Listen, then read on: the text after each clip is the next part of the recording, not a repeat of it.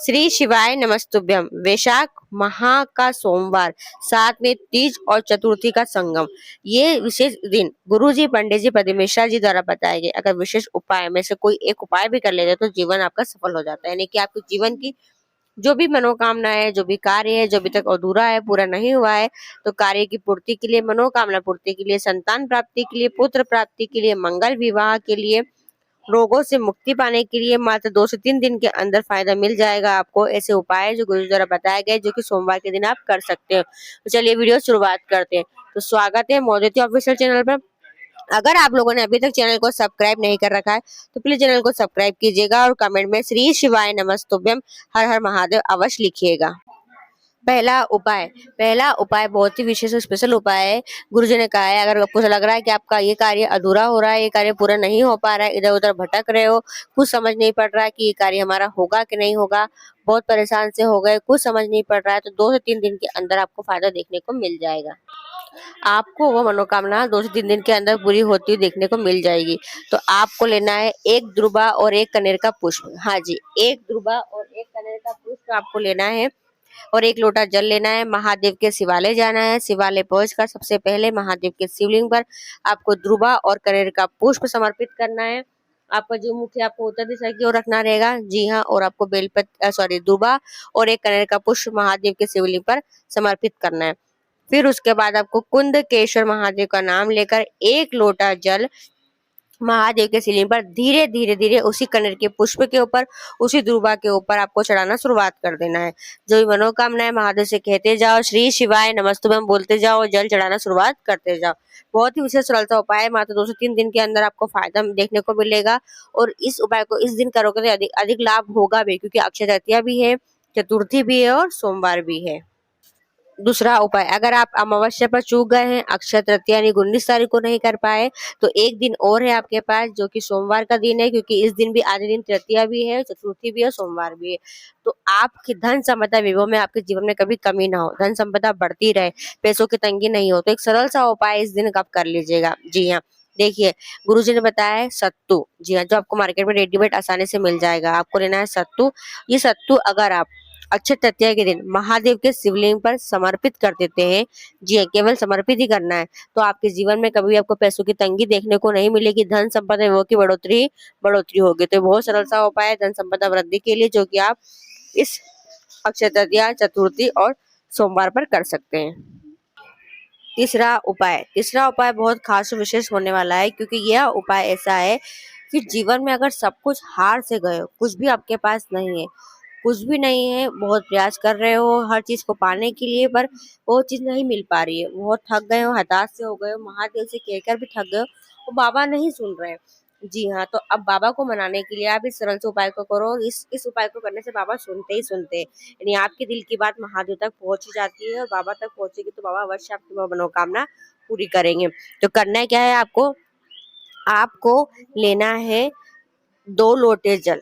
जी हाँ, 2 लोटे जल, 1 लंबी बाती का घी का दीपक, और वो लंबी बाती घी का दीपक आपको 2 बाती को 1 बनाना है। ठीक है, 2 लोटे जल, 2 बाती का 1 दीपक घी का, 1 बेलपत्री, 7 चावल के दाने और हल्दी और कुमकुम। ये सामग्री आपको इस उपाय को करने को लगेगी। 2 लोटे जल, 2 बाती का 1 घी का दीपक, हल्दी, कुमकुम और 7 चावल के दाने। ये सामग्री लेकर आप जाइए बेलपत्री की जड़ के पास। जी हाँ, अब आपको बेलपत्री की जड़ में महादेव का स्मरण करना है, विष्णु जी, माँ लक्ष्मी जी का स्मरण करना है, शिव और शक्ति का स्मरण करना है, लक्ष्मी नारायण का स्मरण करना है।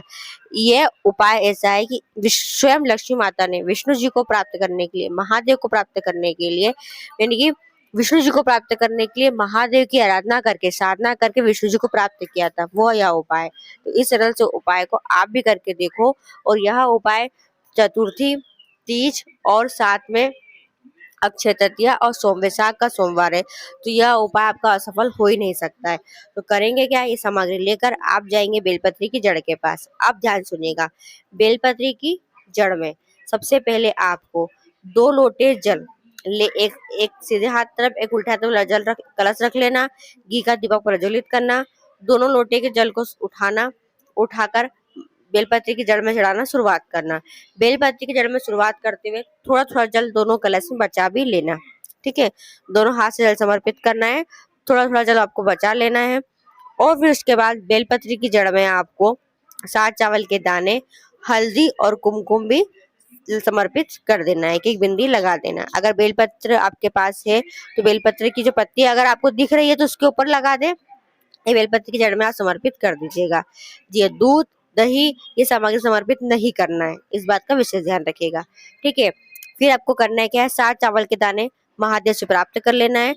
थोड़ा थोड़ा जल दोनों कलश में जो बचा है वो प्राप्त करके घर लेकर आना है। घर लाकर पूरे घर में जल का छींटन करना है। 7 चावल के दाने सातों कोनों पर आपको डाल देना है, पटक देना है, छींट देना है। बस इतना सरल सा उपाय करके देखिएगा, बिना गलती के बिना त्रुटि के अच्छे से कीजिएगा, आराम से कीजिएगा। प्रदोष काल में महादेव आपकी बात अवश्य सुनेंगे। यह उपाय ऐसा है कि रामबाण उपाय है। इस उपाय को करने से स्वयं लक्ष्मी माता ने विष्णु जी को प्राप्त कर लिया था। तो आपकी भी दिल की कामना है, अगर विवाह नहीं हो रहा है या नौकरी नहीं लग पा रही है या संतान नहीं हो रही, पुत्र प्राप्ति नहीं हो रही, रोग से मुक्ति नहीं मिल रही है, घर में अशांति है, घर में बहुत कलेश होता है, घर में सुख शांति नहीं है, इधर उधर भटक रहे हैं, घर के परिवार के लोग सुखी नहीं है, तो यह उपाय करके देखो। उससे घर में मांगलिक कार्य भी होगा, शुभ कार्य भी होगा, आपकी हर दुविधा दूर होगी, हर संकट दूर होगा। बहुत सरल सा उपाय है। अगर उपाय समझ ना आए तो कमेंट करके पूछ लीजिएगा या फिर उपाय को फिर से सुन लीजिएगा, पर अवश्य कीजिएगा इस विशेष सुनहरे मौके पर। चौथा उपाय, यह उपाय विशेष है मनोकामना पूर्ति के लिए। जी हाँ, कोई भी मनोकामना हो उस मनोकामना पूर्ति के लिए इस अक्षय तृतीया पर यह उपाय अवश्य कीजिएगा। तृतीया भी है, चतुर्थी भी है, सोमवार भी है। ठीक है, क्योंकि आज सोमवार के दिन सुबह सुबह ये तिथियां पूरी हो जाएगी। जी हाँ, तो पर कुछ लोग 20 तारीख की भी मान रहे हैं, तो 20 तारीख को भी आप इस उपाय को कर सकते हैं। अब करना है क्या है आपको, देखिए 1 लोटा जल लेना है, वो जल होना चाहिए मटकी का भरा हुआ रात भर का। ठीक है, 1 लोटा जल लीजिएगा। 1 लोटा जल लेकर एक बेलपत्री उसमें डालकर डुबाकर निकाल लीजिएगा। जी हाँ, बेलपत्री डालकर डुबाकर निकाल लिए और ये बेलपत्री का जल घर के प्रत्येक व्यक्ति के हाथ से स्पर्श करा दे। जी हाँ, घर में जितने भी व्यक्ति सबके हाथ लगवा दे, स्पर्श करा दे, सबका स्पर्श कराकर फिर महादेव के शिवालय लेकर जाए और शिवालय पहुंचकर फिर महादेव के शिवलिंग पर 1 लोटा जल अपनी मनोकामना बोलते हुए घर के सुख शांति समृद्धि के लिए कोई मनोकामना के लिए आप महादेव को समर्पित कर दो। जल चढ़ा दो, जल को झेल लो, झेल कर लाकर जल का छींटन पूरे घर में कर लीजिएगा।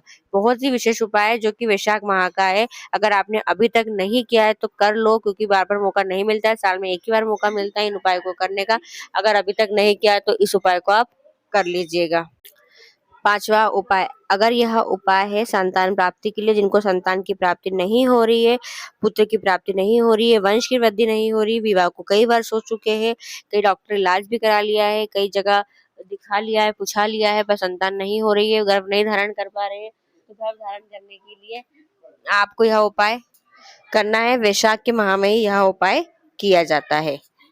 संतान प्राप्ति का यह विशेष उपाय केवल वैशाख के माह में ही किया जाता है। इस उपाय को करने के लिए आपको लेना है 1 लोटा जल तांबे का और 1 लोटा जल लेना है, वो आना चाहिए माटी के पात्र में। तो माटी के पात्र का जल और 1 तांबे के लोटे का जल ये लेकर आपको पहले नीचे रखना है तांबे का कलश, नीचे रखना है माटी का कलश, उसके ऊपर रखना है तांबे का कलश और पति या पत्नी दोनों साथ में लेकर जाए।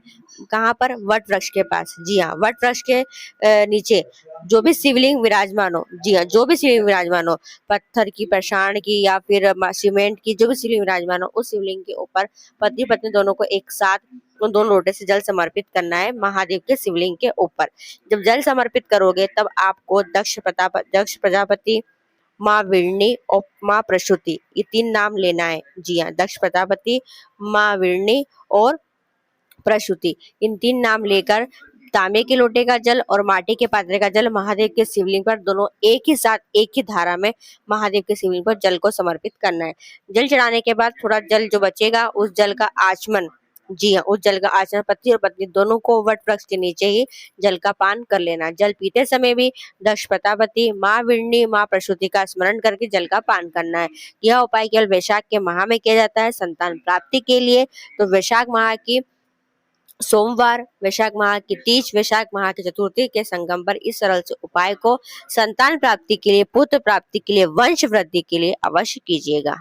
इस वीडियो का आखिरी और अंतिम उपाय सरल सा उपाय है।